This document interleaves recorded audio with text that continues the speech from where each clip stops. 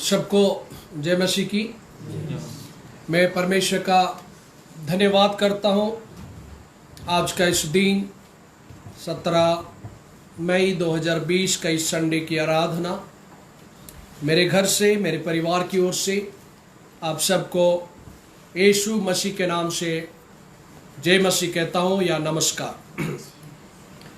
प्यारे परमेश्वर के लोग, प्रभु की अनुग्रह दिन प्रतिदिन हमारे लिए नई होती चले जा रही है। कुछ बातें जो हमें समझ में नहीं आता वो हमें जरूर परेशान करता है। अभी जिन हालातों से पूरी विश्व गुजर रही है, हमारा देश, हमारा क्षेत्र और सारे कलीसियाएं जहां पर भीड़ इकट्ठे होती है वो तमाम प्रतिबंधित है लॉकडाउन के चलते। सो हमें लगता है कि हमें आगे क्या करना चाहिए। जो व्यापार कर रहे हैं जिनकी व्यापार प्रतिबंधित है, जो पढ़ाई कर रहे हैं जिनकी विद्यालय बंद है, और जो कुछ इस वर्ष में कुछ काम करना चाहते थे पर इस परिस्थितियों के चलते हुए अपने काम में आगे नहीं बढ़ पा रहे। हर व्यक्ति को यही लगता है कि इस मुश्किल हालात में जब मुझे कुछ सूझ नहीं रहा है तो मैं क्या करूं या कौन सी रास्ता को अपनाऊं। प्यारे परमेश्वर के लोग, चाहे परिस्थिति सामूहिक हो, चाहे परिस्थिति व्यक्तिगत हो, चाहे हमारी परिस्थिति का जिम्मेदारी किसी प्रकृति से आई हुई बीमारी हो, चाहे हमारा बिगड़ा हुआ हालात हमारे खुद के गलत कदमों के लिए भी क्यों ना हो, हर परिस्थिति में मनुष्य रास्ता का तलाश करता है ताकि वो उससे कैसे बाहर आए। और जब उसे कोई मार्ग सूझता नहीं और दिखता नहीं है तो जरूर वो किसी अपने से बड़े पर भरोसा करता है या किसी बड़े से पूछना चाहता है कि मुझे इस परिस्थिति से कुछ बाहर निकलने की निकास का रास्ता बताइए। एक परिस्थिति ऐसा ही मूसा नबी के साथ हुआ जब इजराइल के लोग सोने की बछड़ा बनाकर नाच गीत से मशगूल थे। परमेश्वर की नजर जब उनके ऊपर पड़ा, परमेश्वर की क्रोध भड़कने के कारण वे दंडित हुए और परमेश्वर उस भीड़ की सफर में कनान तक जो सफर का टारगेट था, परमेश्वर उनके साथ जाने से साफ मना कर देता है, क्योंकि ऐसे हटीले लोगों के साथ परमेश्वर का चलना लोगों के लिए ही नुकसान होगा। यह परमेश्वर का सुझाव था। लेकिन एक नेतृत्व करने वाले मोसेस के लिए, मूसा के लिए ये एक बहुत बड़ी आपदा थी कि लगभग 3 मिलियन लोगों को, यानी करीब 30 लाख लोग, कहा जाता है कि जो 6 लाख सिर्फ लड़ने के योग्य पुरुष थे, और पूरी कैलकुलेशन अगर किया जाए तो लगभग 30 लाख के आसपास आबादी होगी। इतनी बड़ी आबादी को, इतनी बड़ी जनसंख्या को नेतृत्व करना परमेश्वर मार्ग में साथ नहीं होकर, तो यह मूसा के लिए एक बहुत बड़ी आपदा थी। प्यारे परमेश्वर के लोग, तो निर्गमन की किताब 35 अध्याय में मूसा इस समस्या के समय में परमेश्वर के पास आता है। आप 13 पद को पढ़ सकते हैं।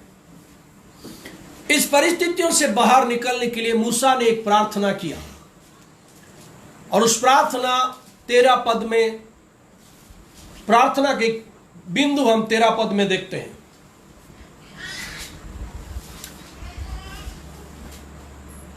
मैं पढ़ रहा हूं। और अब यदि मुझ पर तेरे अनुग्रह की दृष्टि हो तो मुझे अपनी गति समझा दे, जिससे जब मैं तेरा ज्ञान पाऊं तब तेरे अनुग्रह की दृष्टि मुझ पर बनी रहे। फिर यह भी ध्यान रख कि यह जाति तेरी प्रजा है। I would like to read in English.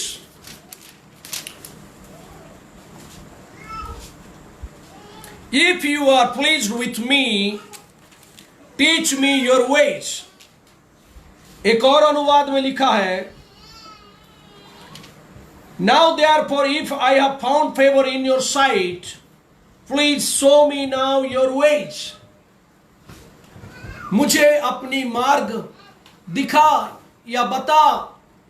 तो आज का संदेश का शीर्षक यही होगी, शो मी योर वेज। प्रभु मुझे आपकी मार्ग, आपकी गति, आपकी उपाय मुझे बता। Hallelujah, hallelujah. प्यारे परमेश्वर के लोग, जब रास्ता कठिन, सफर जब तकलीफ से भरी हुई होती है, मार्ग सबसे बेहतर अगर कोई बता सकता है तो आपका और मेरा परमेश्वर यहोवा है। आज भी मैं आप सभी से यही कहना चाहता हूं, अगर आपको किसी एक कंफ्यूजन महसूस हो रहा है, अगर आप इन दिनों की हालात के बीच में कोई भी परिस्थिति के लिए अगर आप अपने आप को असुरक्षित महसूस कर रहे हैं, आपको कुछ सूझ नहीं रहा है कि आप आगे क्या कदम उठाए, तो मूसा के साथ आपका प्रार्थना एक बेहतरीन प्रार्थना होगी कि आप कहे, lord show me your ways, प्रभु आप अपनी मार्ग मुझे बता, क्योंकि मुझे कोई मार्ग दिख नहीं रहा है, मुझे कोई गति नजर नहीं आ रहा है। So please you show me your way so I can walk and come out from this trouble, ताकि मैं उस मार्ग पर चलूं और इस संकट की घड़ी से बाहर निकल कर आऊं। मैं थोड़ा सा आपको मूसा की इस प्रार्थना की बैकग्राउंड थोड़ा बताना चाहता हूं। हालात ठीक नहीं थी, भीड़ कभी कभी अपने मर्जी से चलना पसंद करते थे। इस हालात में सफर काफी लंबी है, सफर कभी कठिन है, शत्रुओं से लड़ना, इतनी बड़ी भीड़ की जरूरतों को मैदान में पूरी करना, और सोएंगे भीड़ जो बात मानती नहीं है ऐसे हटीले लोगों को रास्ता दिखाना, और इस तमाम नेगेटिव सर्कमस्टेंसेस में, चैलेंजफुल परिस्थिति में सबसे बड़ी चुनौती अभी हो गई है कि लोगों का इस बद चलन के चलते परमेश्वर साथ चलने के तैयार नहीं। परमेश्वर मूसा कह रहे, ठीक है मूसा मैं तेरे साथ रहूंगा, कोई दिक्कत नहीं, लेकिन मैं इस भीड़ के साथ रहने वाला नहीं हूं। तो अब वो दुनिया की तमाम समस्याओं को तो झेला जा सकता है, लेकिन परमेश्वर का उपस्थिति के बगैर इस सफर को कैसा चला जाए, यह सबसे बड़ी चुनौती मूसा के लिए, मोसेस के लिए था। और मूसा जानता था कि अगर हमारी बाहर के जीवन में, हमारी परिवेश में, हमारी सोसाइटी में, हमारी लोकालिटी में, हमारा जहां हम रहते हैं उस शहर में, उस नगर में, उस जाति में, उस समाज में, पंचायत में, अगर कोई बड़ी सी चुनौती है जीने के लिए, तकलीफ खड़े हुई है, कोई दिक्कत नहीं, उन तकलीफों को जीता जा सकता है, लेकिन हमारे अंदर में परमेश्वर की उपस्थिति का एहसास हमारे अंदर होना जरूरी है। हालेलुया। किसी ने कहा, पथरीला डगर में, पत्थर से, कंकड़ से भरा हुआ सफर में आप एक अच्छा जूता पहन के चल सकते हैं, लेकिन अगर जूता के अंदर में एक छोटा सा कंकड़ है तो आप सफर कभी चल नहीं सकते हैं। यानी कितनी बड़ी सराउंडिंग में, हमारे चारों तरफ कितनी बड़ी समस्या अगर है, हम उन समस्याओं को झेल सकते हैं और उसके ऊपर चलने का सीख सकते हैं, लेकिन समस्या अंदर में नहीं होना चाहिए। प्यारे परमेश्वर के लोग, तो मोसेस से कैसा डील कर रहा है, मैं एक छोटा सा आपको बताना चाहता हूं। 33 का 1 में, 33 का 7 पद आप देख सकते हैं। मूसा तंबू को छावनी से बाहर वरन दूर खड़ा कराया करता था और उसको मिलाप वाला तंबू कहता था, और जो कोई यहोवा को ढूंढता वो उस मिलाप वाले तंबू के पास जो छावनी के बाहर था निकल जाता था। मैं यहां पर एक बात आपको कहना चाहता हूं, निर्गमन 33 अध्याय में मिलाप वाला तंबू का निर्माण नहीं हुआ था, जिस मिलाप वाला तंबू के हम खास करके जानते हैं। यानी जो ओरिजिनल स्ट्रक्चर जो मिलाप वाला तंबू का था वो निर्माण नहीं हुआ था, जिसके अंदर आराधना का, जिसके अंदर बलि प्रथा के हिसाब से, होम बलि है, पापार्थ बलि, जो सारे बलि प्रथा थी उसके हिसाब से साजा सामान भी नहीं थे। तो ये कौन सी तंबू की बात हो रही? ये मिलाप तंबू जो ओरिजिनल स्ट्रक्चर बना उससे पहले एक छोटा सा टेंट बना। क्योंकि देखिए ये मिलाप वाला तंबू नहीं है, कंफ्यूज नहीं होना है। क्यों? मिलाप वाला तंबू जो था वो छावनी का सेंटर में उसको खड़ा किया जाता था। हालेलुया। यानी 12 गोत्र के भाई लोग तंबू के चारों तरफ, चारों दिशा में, 3-3 भाई के गोत्र चारों दिशा में, टोटल 12 गोत्र के भाई की छावनी होती थी और सेंटर में मिलाप तंबू होता था। लेकिन यहां पर जिस तंबू की जिक्र मूसा करते हैं ये वो तंबू नहीं थी, लेकिन उससे पहले परमेश्वर से मिलने के लिए मोसेस का बनाया हुआ एक छोटा सा तंबू है। यानी क्यों ये शब्द स्पष्ट है, मूसा तंबू को छावनी से बाहर वरन दूर खड़ा करा है। यानी ये जो तंबू की जिक्र यहां लिखा है ये कैंप से काफी दूर, आउटर में, इन ए डिस्टेंस प्लेस। लेकिन जिस तंबू को बाद में बनाया गया वो सेंटर में रहता था। चलिए अब मैं आप सभी को एक बात कहना चाहता, जो कोई वॉच कर रहे हैं अभी लाइव या बाद में भी आप वॉच करेंगे, ध्यान से सुनिए। जिस तंबू में मूसा छावनी के दूर खड़ा किया वो बाद में बनने वाली एक मिलाप तंबू के लिए एक प्रेरणा थी। और इस तंबू में जहां मूसा प्रेयर कर रहा है ये डिस्टेंस में है, छावनी से दूर है, और कहीं ना कहीं एक छोटा सा ये टेंट है। लेकिन इसका नाम रखा गया था टेंट ऑफ मीटिंग, मिलाप तंबू। यानी जहां पर लोग जाते थे और प्रार्थना करने से परमेश्वर मिलता था।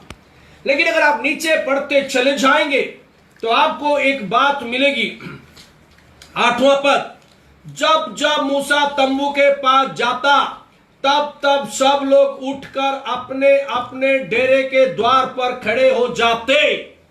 यानी Moses was going to that particular tent to stand before the Lord, but the crowd used to stand on their own houses. मूसा क्या करता था?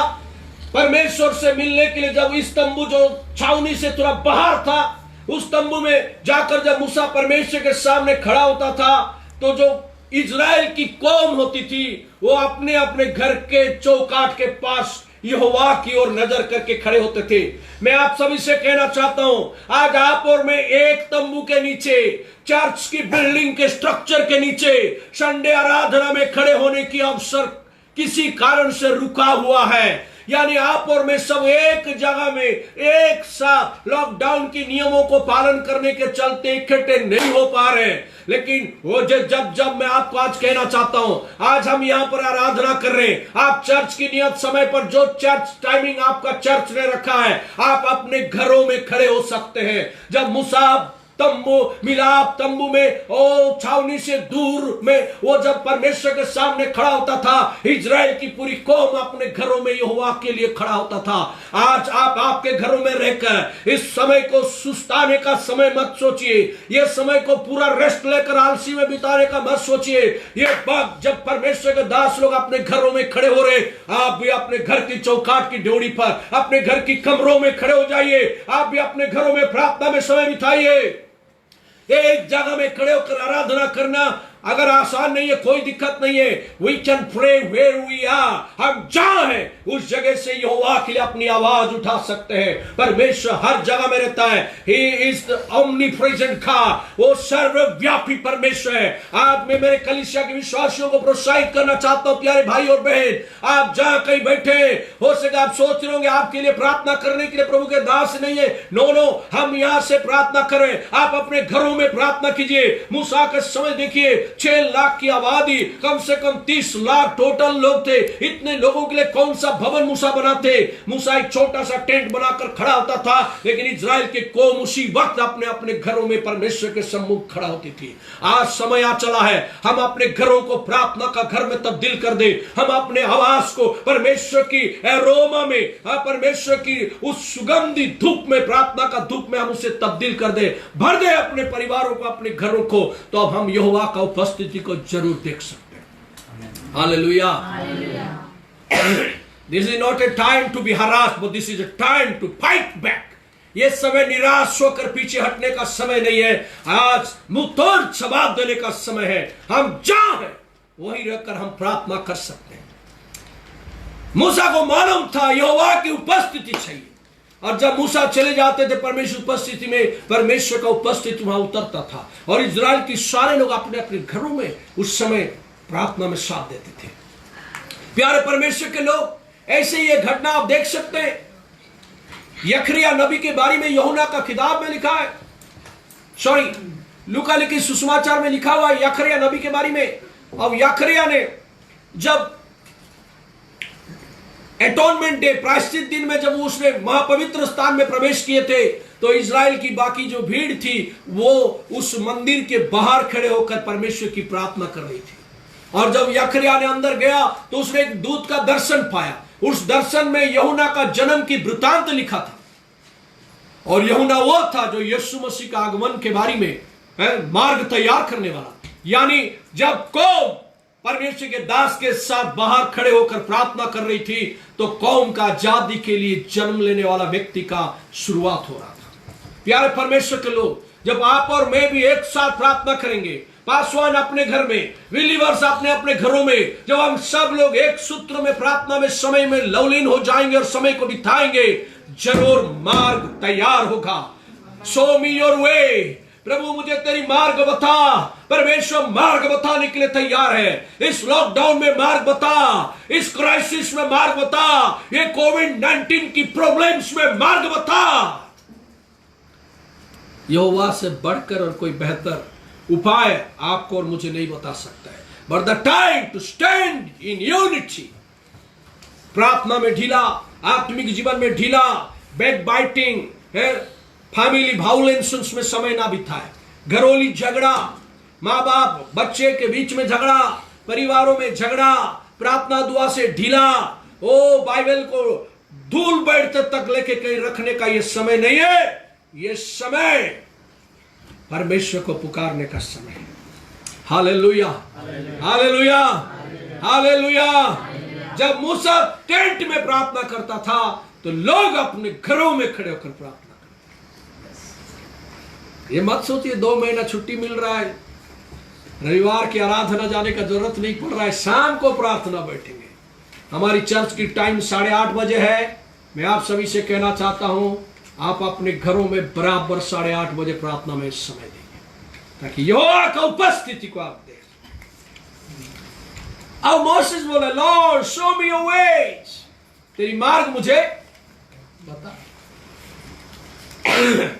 प्यारे परमेश्वर के लोग, भजन 25 को आज हम पढ़ रहे थे, उसका 4था पद को आप देख सकते हैं। Not only Moses but David also praying, Lord show your ways. 25 का 4 भजन संहिता में श्री मूसा ही प्रभु के पास तेरी मार्ग बता बोलने वाले नहीं थे। दाऊद का भजन में भी हम 25 का 4 में देखते हैं, यहोवा अपनी मार्ग मुझको दिखला, अपना पथ मुझे बता दे। हर वो दिग्गज व्यक्ति जो इस दुनिया में अपना इतिहास रच कर गए, वो तमाम लोग यहोवा का मार्ग ढूंढने वाले लोग थे। हालेलुया। अपने दृष्टि में दिखने वाला मार्ग पर वे नहीं चले, यहोवा जो रास्ता दिखाता था उस पर वे चले। अगर आप भी कुछ करके इस दुनिया से जाना चाहते हैं, तो आप यहोवा से बोल सकते हैं, lord show me your ways, प्रभु आपका रास्ता मुझे दिखाइए। और जब यहोवा रास्ता दिखाएगा, उससे बेहतर रास्ता दुनिया में कहीं नहीं होगा। हालेलुया। भजन 86 का 11 भी आप पढ़ सकते हैं। 86:11।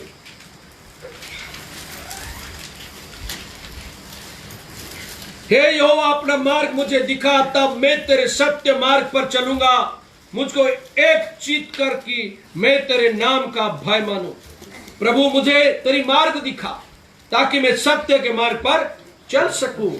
भजन 119 का 33 में भी वही चीज आपको मिलेगी, प्रभु तेरी मार्ग मुझे बता, ताकि मैं उसमें चल सकूं। प्यारे परमेश्वर के लोग, दाऊद बोला तेरी मार्ग बता, मूसा बोला तेरी मार्ग बता, यीशु मसीह आया बोला जिस मार्ग तुम ढूंढ रहे हो वही मार्ग मैं हूँ। Hallelujah, hallelujah. अभी मार्ग ढूंढने की ज्यादा जरूरत नहीं है, क्योंकि मार्ग यीशु मसीह है। Hallelujah. I am the way. Yeshu ने कहा मैं मार्ग हूं। तुम्हारे पुरखाओं ने जिस मार्ग को ढूंढा वही मैं हूं। मूसा ने जिस मार्ग की तलाश में था वो मैं ही हूं। और जिस चट्टान से वे पानी पीना चाहते थे वो जीवित चट्टान भी मैं ही। हालेलुया। जो कोई यीशु को प्राप्त किया है वो उस मार्ग को प्राप्त किया है। वो जिंदगी में कभी भटकेगा नहीं, वो जिंदगी में कभी निराश नहीं होगा।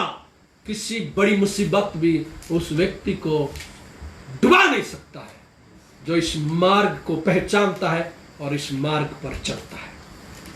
Hallelujah, hallelujah. मैं आपको तीसरी पॉइंट बताना चाहता हूं। God's ways are always different. परमेश्वर का मार्ग उन्नत मार्ग है, हायर वेज। यशायाह नबी की किताब उसका 55 का 8 मेरे साथ निकालिए। यशायाह चैप्टर 55 वर्स 8।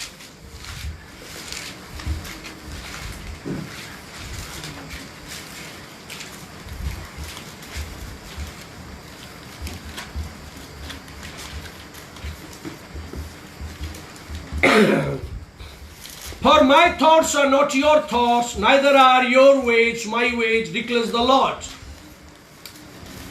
क्योंकि यहोवा कहता है मेरे विचार और तुम्हारे विचार एक समान नहीं है, ना तुम्हारी गति और मेरी गति एक सी है।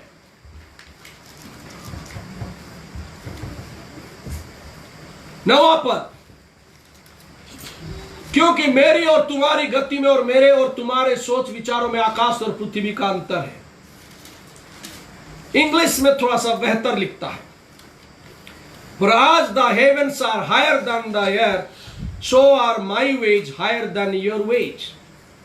Means हमारी मार्ग से परमेश्वर का मार्ग उन्नत है। So I am talking about higher ways, not down ways. Hallelujah, hallelujah. आज हम चर्चा कर रहे हैं बेहतर मार्ग, उन्नत मार्ग, higher ways, not the lower ways. निम्न श्रेणी की मार्ग की चर्चा नहीं हो रही है, उन्नत श्रेणी की मार्ग की चर्चा हो रही है। आसमान जितनी ऊंची है उतना ऊंचा दर्जे का वो मार्ग है जिस मार्ग यहोवा अपने लोगों को दिखाता है। Hallelujah, hallelujah. So you need not to be worried because the way you have prepared to walk is God's way, it's higher way. भाई कोई गलत रास्ते में आप नहीं है कि आप चिंतित हो जाएंगे और कहीं जाकर धोखे में आप फंस जाएंगे, लज्जित हो जाएंगे, डूब जाएंगे, आपका विनाश हो जाएगा। ऐसा बात नहीं है। यहां चर्चा हो रही है बेहतर मार्ग का। My God showing a greater way, a higher way. प्यारे परमेश्वर के लोग, भजन संहिता 103 का 7 में लिखा है, उसने मूसा को अपना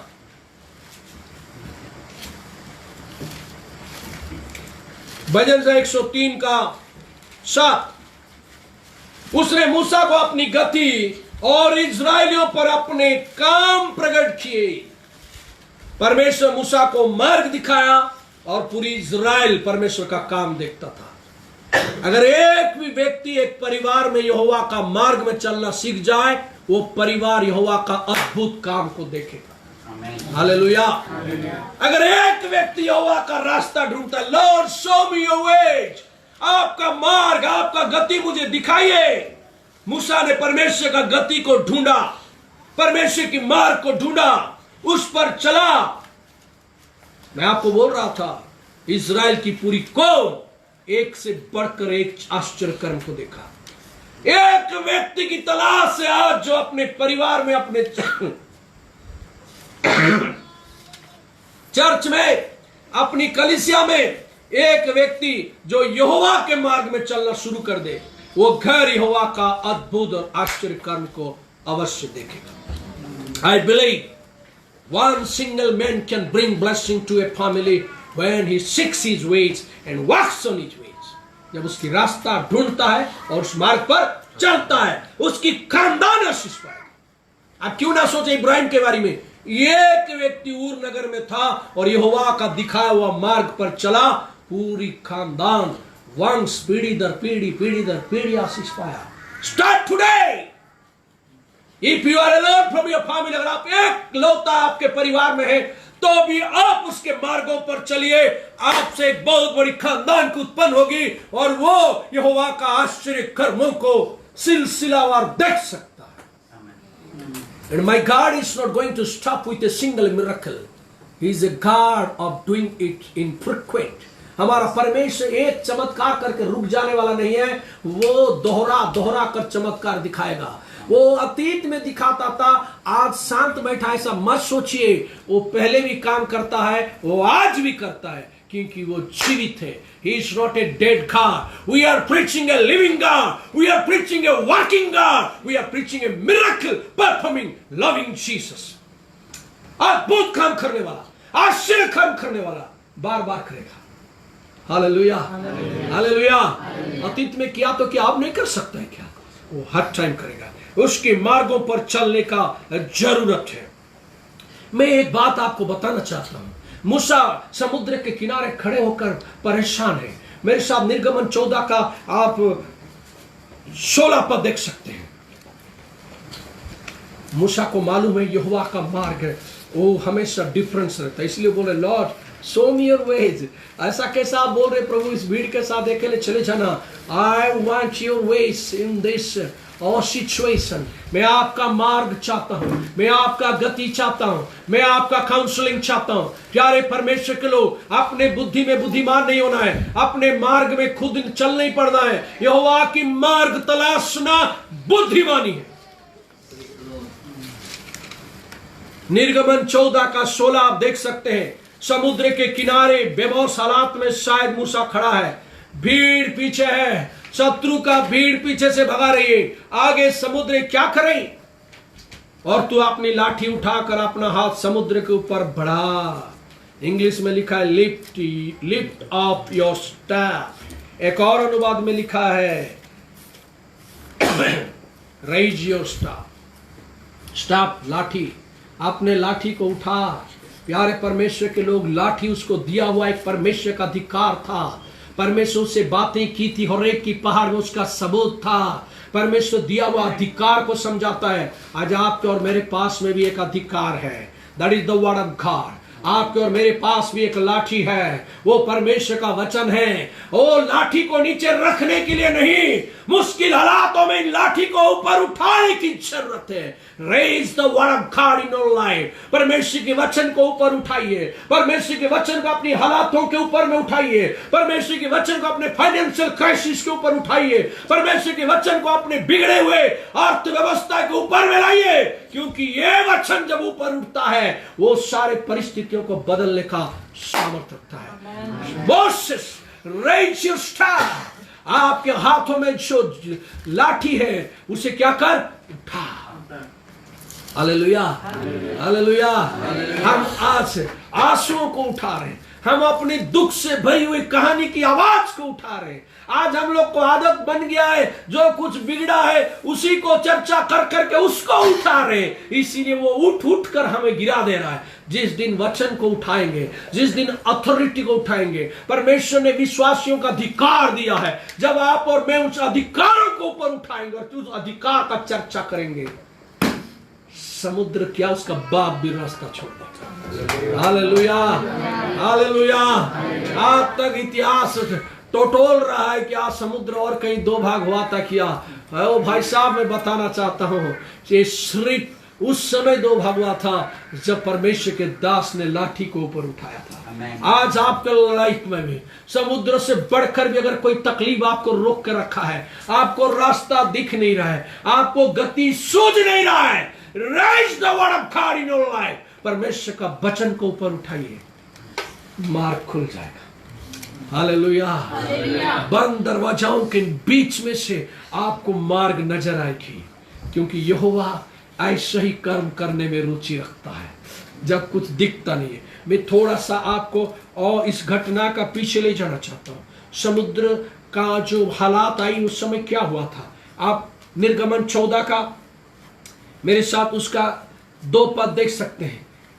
परमेश्वर ने मूसा से कहा, यहोवा ने मूसा से कहा, इजरायलियों की आज्ञा दे कि वे लौटकर मिग्दोल और समुद्र के बीच फिहाहिरोत के सम्मुख बाल सोपोन के सामने अपने डेरे खड़े करे, उसी के सामने समुद्र के तट पर डेरे खड़े करे। यहां पर लिखा हुआ है लौटकर। 2 पद को देखिए, इजरायलियों की आज्ञा दे कि वे लौटकर। प्यारे परमेश्वर के लोग, इंग्लिश में लिखा है tell the people of Israel to turn back. 400 साल गुलामी में रहने के बाद एक कौम कनान की ओर बढ़ रहा है। कुछ ही दिन नहीं गया और उस भीड़ को कहना है कि अब पीछे मोड़ो, आगे मुड़ो, पीछे मुड़ो, दाएं मुड़ो, काय मुड़ो। ये बहुत बड़ी समस्या है भाई। हर समय आदमी जब छूट कर निकलता है वो सिर्फ आगे बढ़ना चाहता है। Hallelujah, hallelujah. कहां बढ़ना चाहता है? आगे बढ़ना चाहता है। प्रभु 400 साल के बाद 10-10 बड़ी बड़ी चमत्कार हुई, ले दे के इजराइल से, मिस्र देश से हमको आपने निकाला, फिर अभी क्या आगे 2 कदम ले जा रहे हो, फिर पीछे 2 कदम ला रहे हो। ये क्या है? आगे बढ़ और पीछे मुड़। हालेलुया। आप लोग को भी कोई चीज लग रहा होगा, पिछला साल तो आगे बढ़े और इस साल पीछे चले, ये क्या स्थिति है?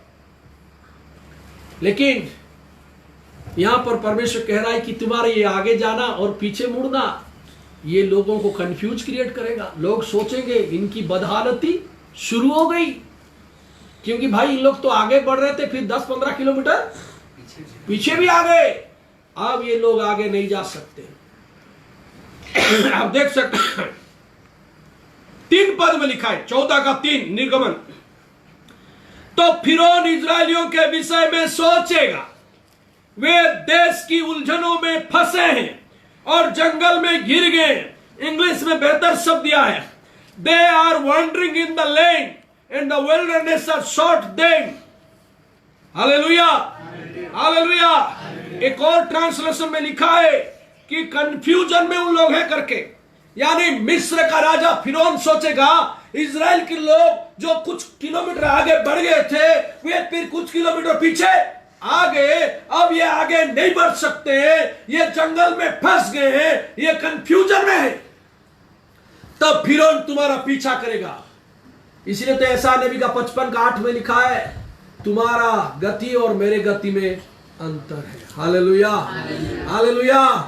अब इजराइल की भीड़ को भी समझ में नहीं आ रहा है कि मूसा हमें आगे ले गया था, फिर पीछे क्यों लेके आया।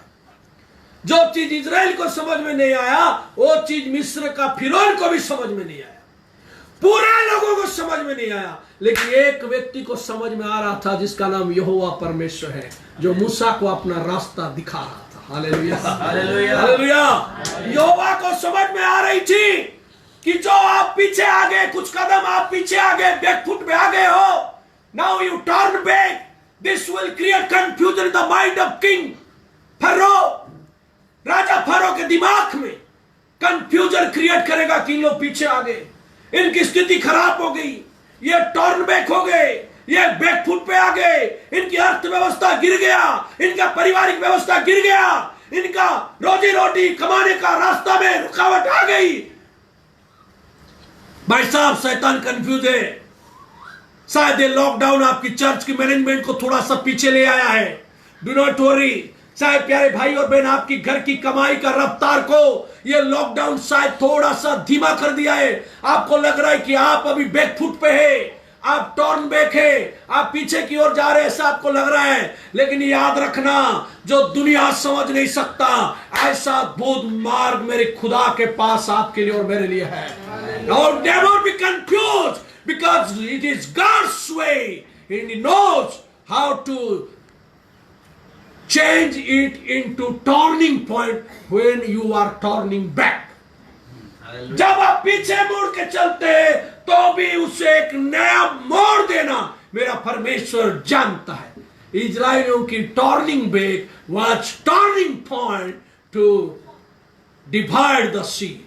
इजराइल लोगों का पीछे मुड़ना एक क्या था? एक टर्निंग पॉइंट था जो समुद्र को क्या कर दिया, दो भाग कर दिया। Hallelujah, hallelujah, hallelujah. आपका गति में अगर धीमी है, अगर किसी कारण से आप टर्निंग बैक में है, so wait for the turning point. Hallelujah. एक बहुत बड़ी बदलाव का इंतजार कर रहा है। Because my God's ways are not for your bad but for your blessing.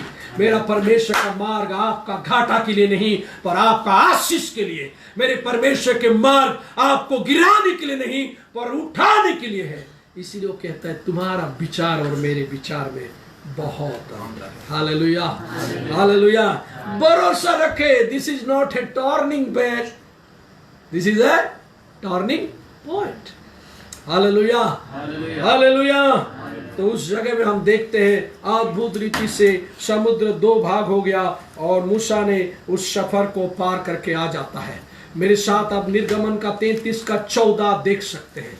मूसा की प्रार्थना जब समाप्त हो रही है, परमेश्वर जब जवाब देना चालू किया, तो परमेश्वर मूसा से कहता है 14 पद में, यहोवा ने कहा मैं आप तेरे साथ चलूंगा और तुझे विश्राम दूंगा। Hallelujah, hallelujah. Moses, do not be worry, I will walk with you and I will give you rest. प्यारे परमेश्वर लोग, यहां पर जो विश्राम शब्द का जिक्र किया गया है, अगर आप यहोवा के मार्ग पर चलेंगे तो आप विश्राम पाएंगे। बोलिए आमीन, हालेलुया। अगर आप अपना दिमाग दौड़ाएंगे तो आप थक जाएंगे, आप विश्राम नहीं पाएंगे, आप निराश, हताश और आप उलझन में फंस जाएंगे। मूसा प्रभु से प्रार्थना किया, बोला परमेश्वर तू मेरे साथ चलना जरूरी है, मुझे तेरी गति दिखा, मुझे तेरी मार्ग बतला। तो परमेश्वर उत्तर दे रहे, ओके है, I will walk with you, I will go with you and I will give you rest. मैं तुझे क्या दूंगा, विश्राम दूंगा। प्यारे परमेश्वर के लोग, ये समस्या, ये लॉकडाउन, ये दुर्गति आपको थका नहीं सकता है, बर्बाद नहीं कर सकता है। Trust on the Lord, seek his veg, God will come and give you rest. उसके मार्गों को ढूंढे, वो आपके साथ चलना चालू करेगा, आपको जरूरी है तमाम समस्याओं से विश्राम देगा। He will give me rest। ये रेस्ट के लिए जो शब्द का व्यवहार किया गया है, ये बाइबल में आपको ये इब्रानी शब्द जो नुआक शब्द से आया है, ये करीब बाइबल में 65 बार ये इब्रानी शब्द इस्तेमाल हुआ है। और सबसे पहले ये शब्द का इस्तेमाल उत्पत्ति के किताब में आपको मिलेगी। उत्पत्ति का किताब उसका 8:4 में ये शब्द का आपको मिलेगा, जहां पर एरारोट के पहाड़ पर नूह का जहाज रुक गया, शब्द का इस्तेमाल वहां पर नुआक शब्द मिलेगा। इस नुआक शब्द से नोआ यानी नूह नाम का भी आया है, derive from the same word. और ये जो वर्ब है, जो क्रिया है, जिस शब्द से नुआ का नाम आया है, नुआ का नाम का अर्थ भी विश्राम देने वाला। बाइबल में जब नुआ का नाम रखा गया, वो अपने लोगों को उनके परेशानियों से शांति देगा शब्द का इस्तेमाल किया गया है। हालेलुया। प्यारे परमेश्वर के लोग, जब आप और मैं उसके मार्ग में चलेंगे, शांति दाता आएगा, शांति देगा। Hallelujah, hallelujah. विश्राम मिलेगी, शांति मिलेगा। ये शब्द का इंग्लिश शब्द स्ट्रॉन्ग के हिसाब से आप देखेंगे, स्ट्रॉन्ग डिक्शनरी का मीनिंग में अगर देखेंगे, to rest, settle down, to be soothed और quieted, to be secure, to be still, to dwell peacefully, शांति के साथ वास करना। प्यारे परमेश्वर के लोग, यीशु मसीह इस दुनिया में आया, मत्ती 11:28 में कहा, हे बोझ से दबे और थके हुए लोग मेरे पास आओ, मैं तुम्हें विश्राम दूंगा। और नीचे शब्द लिखा है, मेरी जुआ हल्का है बोला। हालेलुया। भारी भरकम बोझ डालने के लिए नहीं आया, आमीन, पर भारी भरकम बोझ को हटाकर शांति देने के लिए आया। Walk on that way, you will have peace। उस मार्ग में चलना सीखे जिस मार्ग में शांति है, जिस मार्ग में विश्राम है। परमेश्वर अनुग्रह करे। वही शब्द यशायाह 11:2 में भी इस्तेमाल किया गया, जहां पर यीशु मसीह के बारे में लिखा है, कि उसके ऊपर पवित्र आत्मा होगा। The spirit of God will rest on him. प्यारे परमेश्वर के लोग, यहाँ पर परमेश्वर मूसा से बात करते हुए कह रहे हैं, I will give you rest. अगर आज यहोवा के मार्ग में आप और मैं चलना शुरू कर दें, दुनिया आपको थका देगी, दुनिया आपको निराश में डुबा देगी, लेकिन यहोवा के मार्ग का अगर आपने चयन किया है तो यहोवा आपको शांति से भर देगा। हालेलुया। ये संसार जैसा शांति देता है वैसा नहीं, यहोवा अपना शांति आपको मुझे देगा। उसका शांति का आत्मा, पवित्र आत्मा हमारे साथ चलेगा। आज इस कठिन भरी डगर में कोई और आपका साथ दे या ना दे, मेरा खुदा की आत्मा आपके साथ चलना चाहता है। I will never leave you nor forsake you says my God। ना मैं तुम्हें कभी छोड़ूंगा, ना मैं कभी तुम्हें त्यागूंगा, मैं मेरी आत्मा तुम्हें भेजूंगा, वो तुम्हारे साथ सदैव रहेगा करके यीशु ने प्रतिज्ञा किया। That comfort, that helper, Holy Spirit is with us to lead us in this critical journey। आइए अपने आंखों को बंद करें। मेरे प्यारे भाई, मेरे प्यारे मित्र, आज अगर आप इस संदेश को आप सुन रहे हैं, सीक हिज वेज, आज एक ही प्रार्थना इस मुश्किल हालात में कारगर साबित होगी। जैसा मूसा ने दुआ किया ऐसा हम भी करें। तेरी गति हमें दिखा। Show me your ways, my Lord। His ways are very different। His ways are marvelous। आगे बढ़ता हुआ भीड़ को कुछ किलोमीटर पीछे ले आना। फिरौन को लगा ये कौम बैकफुट पे है, लेकिन खुदा उनके लिए ट्रमेंडियस विक्ट्री रखा था। उनके लिए एक ऐसा मार्ग तैयार करके रखा था जो सदियों में कोई जाति कभी सोचा नहीं था। My God has a greater plan for you। My God has a higher ways for you। मेरा परमेश्वर एक उन्नत मार्ग, एक बेहतर मार्ग आपके लिए और मेरे लिए रखा है। Thank you holy spirit, thank you holy spirit. Oh Rabboni, hallelujah, hallelujah. मेरे प्यारे परमेश्वर के लोग, उसके मार्ग पर चलना जरूरी है। दुआ करें कि यहोवा मार्ग दिखाए। हालेलुया। उस मार्ग ओ दुनिया को चोखा देगा, लेकिन आपको आशीषित कर देगा। हमारी ब्लेसिंग रुक नहीं सकता है। मैं आज मेरे लोगों को कह रहा था, माँ बाप कहते हैं अपने बच्चों को, मुझे क्यों मांग रहा है, मेरी परिस्थिति को समझ बेटा।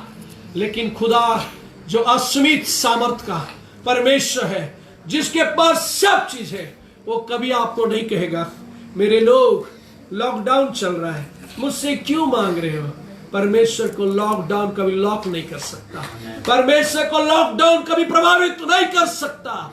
Your God and my God will never be affected by lockdown। He is ready to lead you through the blessings। Thank you Jesus। Thank you Jesus। आइए हम प्रार्थना करें। जीवित और सामर्थी खुदावंद परमेश्वर में आपका धन्यवाद करता हूं। जो भाइयों बहन आज इस संदेश को सुन रहे हैं, उन्हें आशीष दे। उनके घरों में, उनके परिवारों में, उनके वैवाहिक जीवन में, उनके दिनचर्या में आप उनके लिए मार्ग बनिए। प्रभु जी, आपने कहा मैं मार्ग, सत्य और जीवन। प्रभु जी, उस मार्ग को तलाशने के लिए सहायता कर, और आपके मार्ग हमारे मार्ग से उन्नत मार्ग है, बेहतर मार्ग है। प्रभु जी, हम धन्यवाद करते हैं आपके उस मार्ग में चलने के लिए सहायता कर। जैसे मूसा नबी ने और मुश्किल हालातों में आपका मार्ग को ढूंढा, और उन्होंने इज़राइल जैसे एक बड़ी कौम को कनान जाने वाली एक बड़ी सी मुश्किल टारगेट में भी आगे बढ़ाया, ऐसा हम अपने परिवारों को, अपने कलीसियाओं को, अपने समाज को कोविड-19 रूपी इस महामारी के दौरान भी चला सके, उन्हें तेरे राज्य में अगुवाई कर सके, ऐसा अभिषेक से भर दे। Thank you father for being with us even through this top journey. आदर, महिमा, इज्जत सब आपको मिले। विनती प्रभु यीशु मसीह के नाम से मांगते हैं, सुनिए और कबूल कीजिए। Thank you very much. God may bless you and your family. Amen.